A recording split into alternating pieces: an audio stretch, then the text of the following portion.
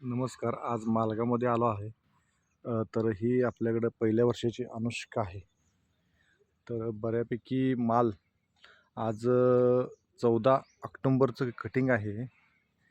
तर तुम्ही बघू शकता एक चांगल्या प्रकारे माल पडलेला आहे. व्हरायटी आहे अनुष्का.